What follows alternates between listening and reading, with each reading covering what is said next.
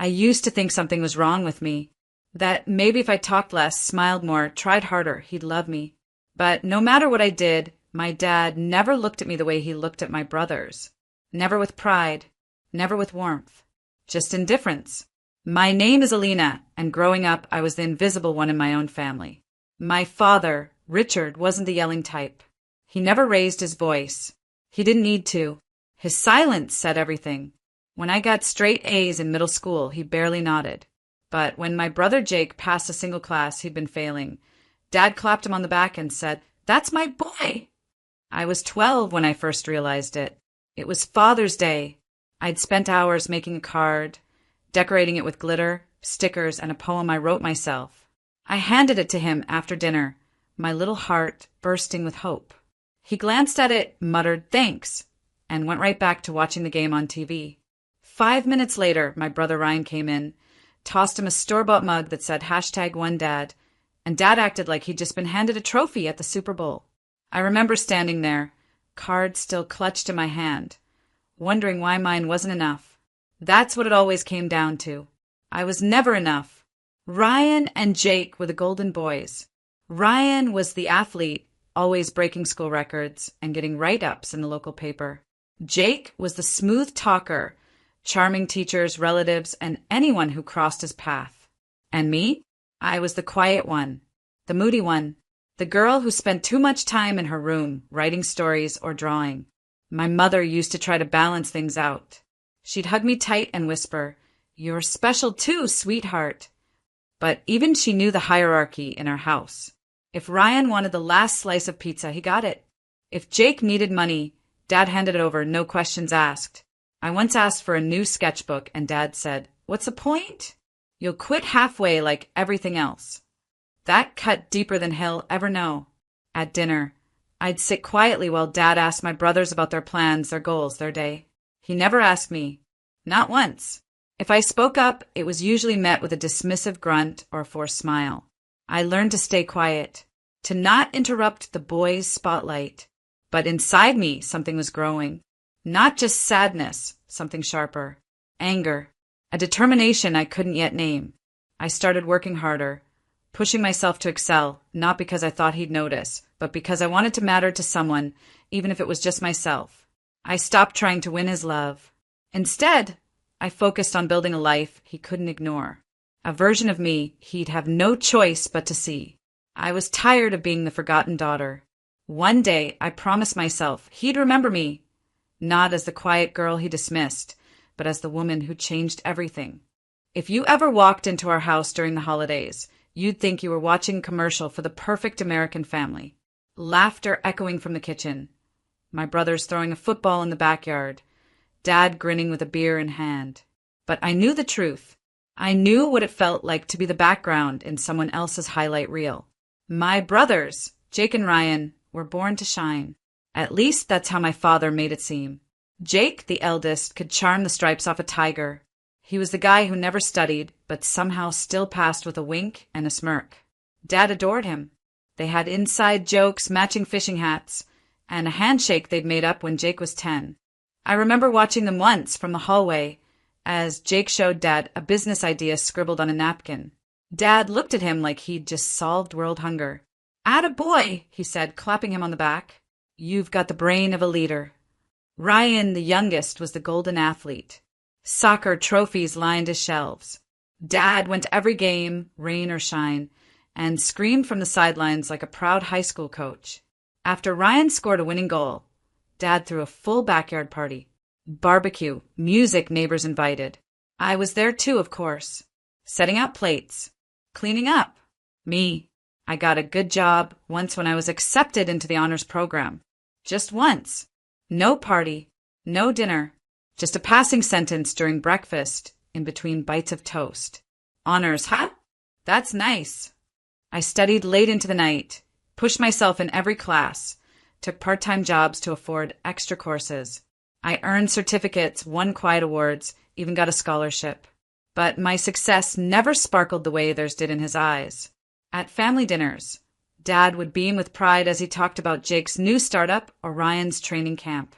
I'd mention my internship at a prestigious firm, and he'd nod, then turn back to my brothers. Anyway, he'd say, Jake, tell them about that investor meeting. The message was loud and clear. They were the main event. I was the intermission. But the most painful part? I didn't hate my brothers. They were never cruel to me. They loved the spotlight, sure, but they didn't shove me into the dark.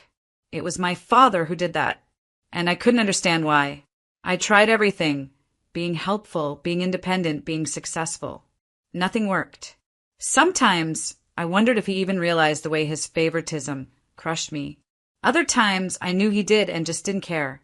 I told myself to let it go, to focus on myself, to not need his validation. But deep down I still wished for it. Just once I wanted him to say, I'm proud of you, Alina. Not because he had to, but because he meant it. That moment never came. But another one did, one that would change everything. Not in the way he expected, and certainly not in the way he wanted. It was supposed to be my moment. The culmination of years spent burning the midnight oil, sacrificing social nights, and drowning in self-doubt.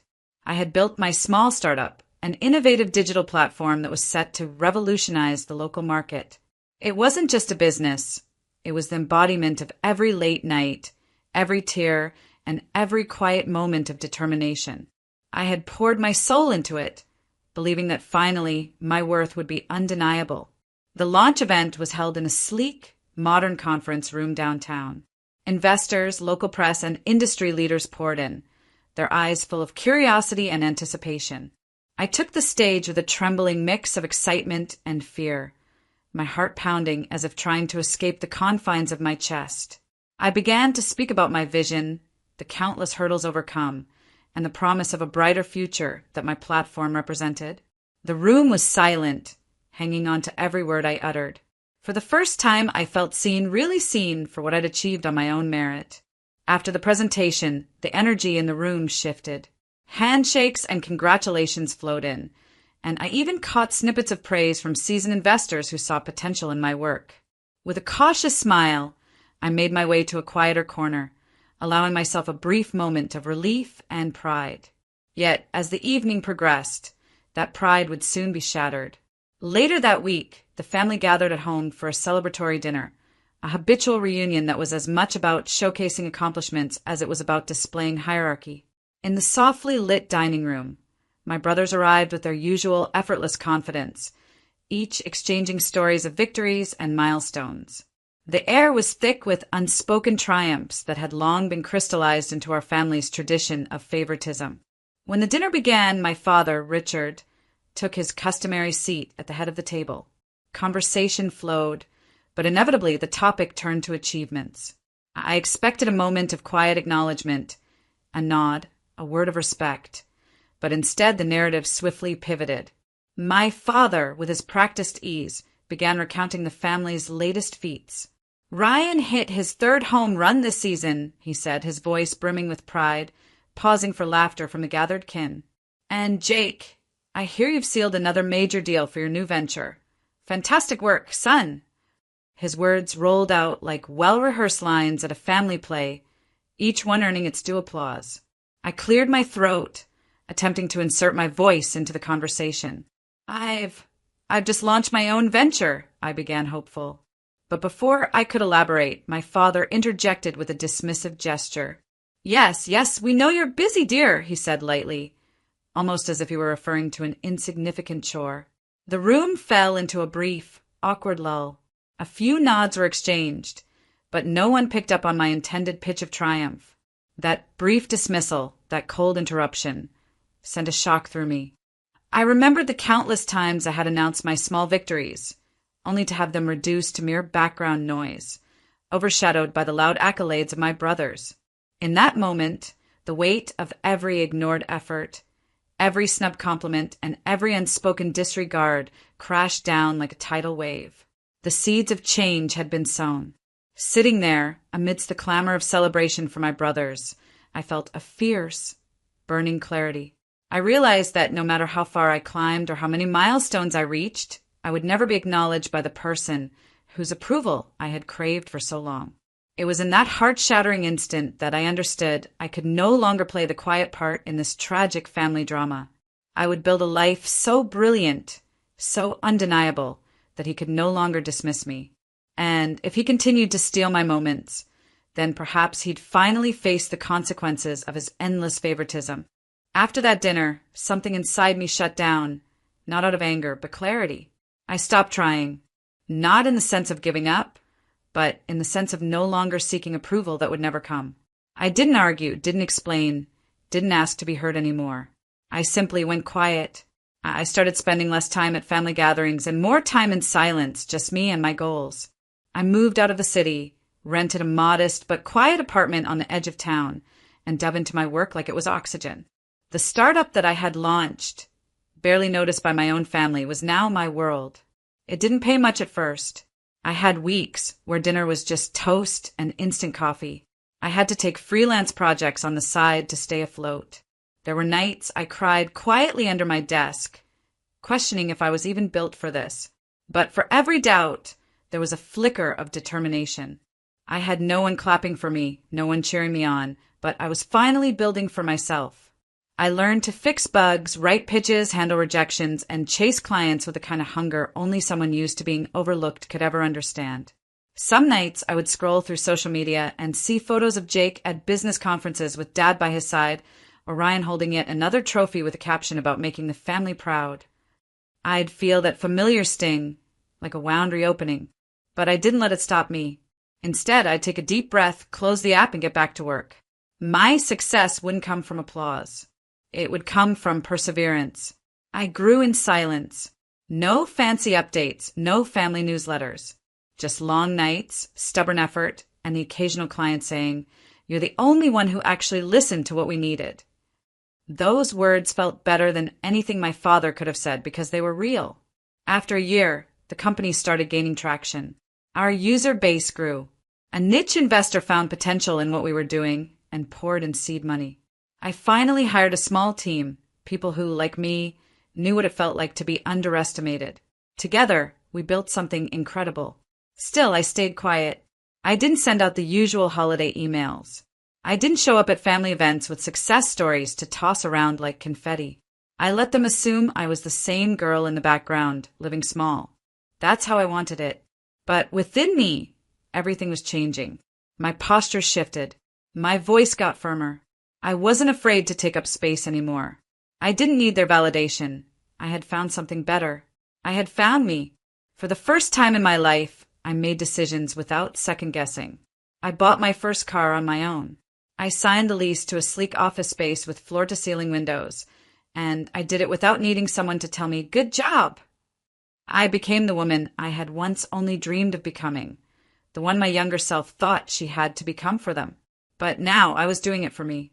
And in all that silence, I was building something far more powerful than a career. I was building freedom. I still remember the first time I walked past a mirror and didn't flinch. My reflection didn't look like the forgotten daughter anymore. She looked like someone who had clawed her way out of invisibility and created a life of her own design. And it wasn't loud or flashy. It was quiet strength, the kind that doesn't beg to be seen but can't be ignored. And soon, they wouldn't be able to ignore me either. Not after what I was about to do. I hadn't been home in almost 2 years. Not for birthdays. Not for holidays. Not even for the obligatory phone calls. The silence was mutual. No one reached out to check on me, and I didn't expect them to. That's the thing about being forgotten. You eventually become comfortable with your own absence. But this year I made a decision. I RSVP'd to the annual Father's Day dinner. No explanation. No follow-up. Just a simple, "I'll be there" in the family group chat. The reactions were a mix of emojis and passive silence. I could almost feel the awkwardness through the screen. The night before, I stood in front of a sleek black luxury car in a dealership showroom, signing paperwork under a fake last name I had legally changed to after launching my business. They wouldn't even recognize it. None of them had ever asked what I was doing or who I was becoming. Next to me sat a small black envelope. The edges were crisp, the paper heavy and expensive. Inside was a single legal document that would change everything. Father's Day arrived. I dressed carefully, not to impress, but to remind myself who I had become. confidence in every inch of fabric, power in every step. When I pulled into the driveway, the car's engine purred like a warning. My siblings were already there, clinking glasses and laughing on the patio. Dad was at the head of the table, grinning wide, drink in hand, the favorite role he played so well. His eyes flicked toward me, and for a moment, confusion broke through his usual smugness. Then a smile. Well, look who finally decided to show up. Everyone turned. I could feel their surprise and judgment settle into the air. I smiled politely. Hi, everyone. Happy Father's Day, Dad. The dinner was the same mix of forced laughs and subtle jabs. Jake talked about his new condo. Ryan bragged about another promotion. Dad nodded and beamed, like a king surrounded by princes. And then came the moment. I stood up slowly, the quiet drawing everyone's attention. I brought something for you, I said, looking directly at Dad. I walked outside, leaving the door open behind me. Moments later, I drove the luxury car into the driveway. Sleek, black, impossible to ignore. I got out, walked back inside, and laid the small black envelope on the table in front of him. For you, Dad. Happy Father's Day. Gasps rippled through the room. Is that a car? Jake asked, squinting toward the driveway. Ryan leaned forward. Wait, you bought that? Dad looked from the keys to me, completely stunned. He picked up the envelope, his fingers trembling a little. What's this? Just open it, I said quietly, my voice calm and steady. Everyone leaned in as he slipped the paper out. For a second, his expression didn't change. Then his eyes started darting over the page, and slowly his face drained of color. His jaw clenched. What is this? He barked, now glaring at me. I gave him a long, unreadable smile. Read it carefully. You'll see. And with that, I turned, walked out the door, and got into the car. I drove away as the shouting started behind me. Because that envelope? It wasn't just paper. It was the ownership document of the company that had just acquired the firm he worked for. His job, his pride, his status, all now under my control. Happy Father's Day indeed.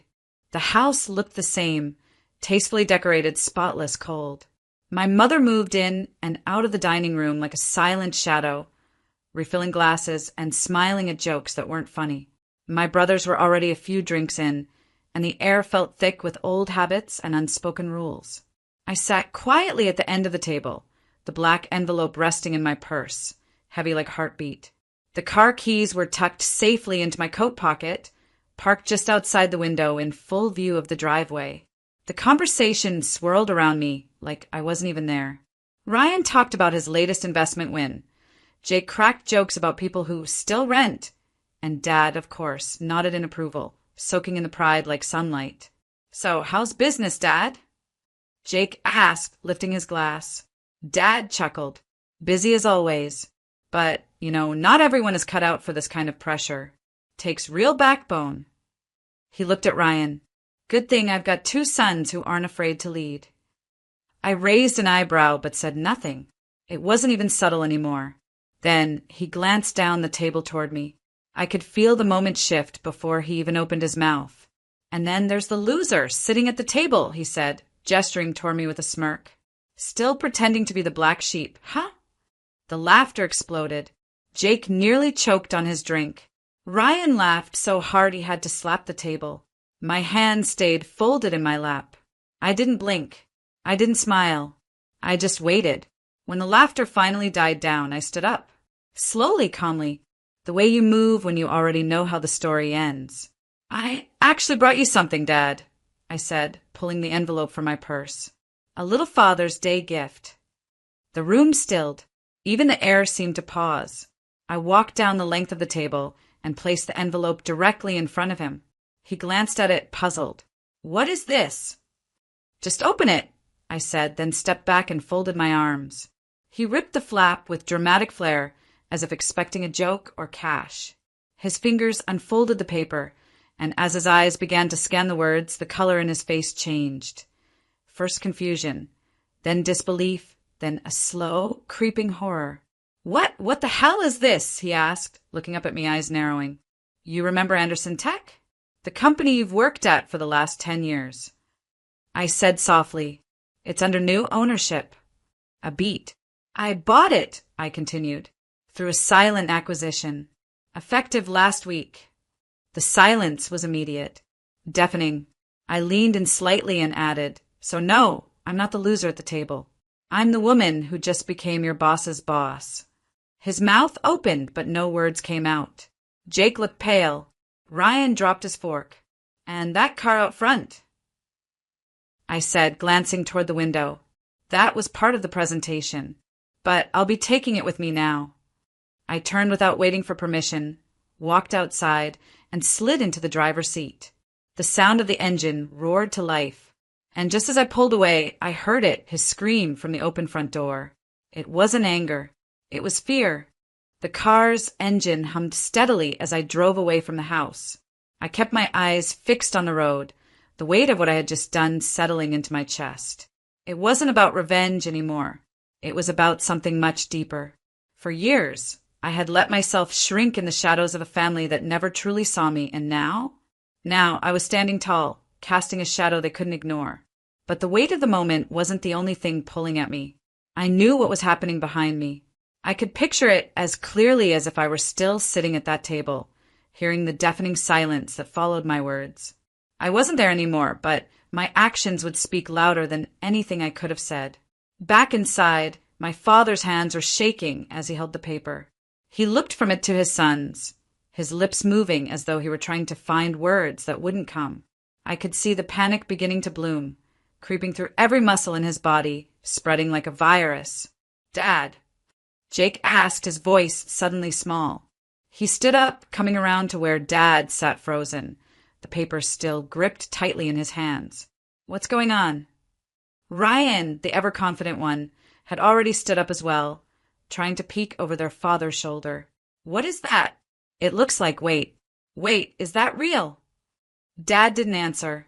His eyes were glued to the document, his fingers skimming the words, but failing to make sense of them. The words on the page were simple enough, but for him, they were a death sentence. I could already hear their questions in my mind. The panic, the disbelief, the frantic rush to understand what was happening. They'd always relied on him for answers. Now the answers were slipping away, and there was nothing they could do to stop it. Finally, Jake couldn't take the silence anymore. "Dad, what does it say? What's going on?" Dad looked up, his face pale, his mouth opening and closing like he couldn't catch his breath. It's a transfer of property," he muttered, his voice weak. "A reversal of assets. All of it. The company.